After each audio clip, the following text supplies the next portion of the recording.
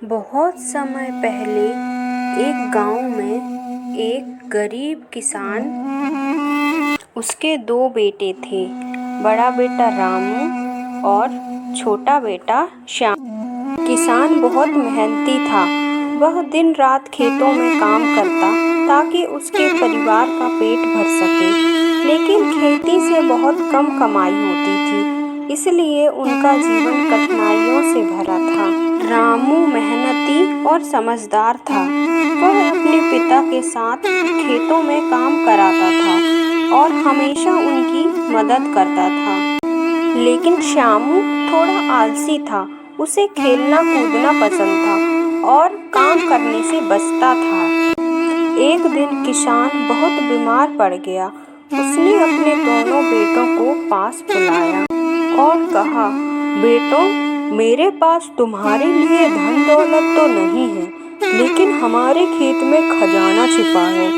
मेरी मृत्यु के बाद उसे खोज लेना। कुछ दिनों बाद किसान की मृत्यु हो गई। दोनों बेटों ने सोचा कि खेत में सचमुच खजाना दबा है। अगले ही दिन वे खेत खोदने लगे।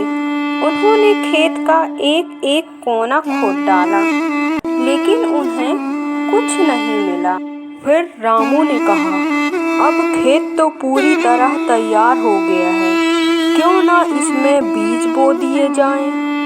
फिर दोनों भाइयों ने खेत में बीज बो दिए और मेहनत से उसकी देखभाल करने लगे। कुछ महीनों बाद खेत में बहुत अच्छी फसल हुई। उन्होंने फसल बेचकर खूब पैसा कमाया। तब रामू ने श्यामू से कहा, अब समझ आया कि पिताजी का असली खजाना क्या था। मेहनत ही सबसे बड़ा खजाना है। श्यामू को अपनी गलती का एहसास हुआ। उसने आलस छोड़ दिया और मेहनत करने लगा। इसके बाद दोनों भाई खुशी खुशी रहने लगे। इस कहानी से यह समझ में आता है कि मेहनत ही सफलता की असली कुंजी है। और इस तरह की मज़ेदार कहानियाँ देखने के लिए मेरे चैनल को लाइक एंड सब्सक्राइब ज़रूर करें। Bye bye.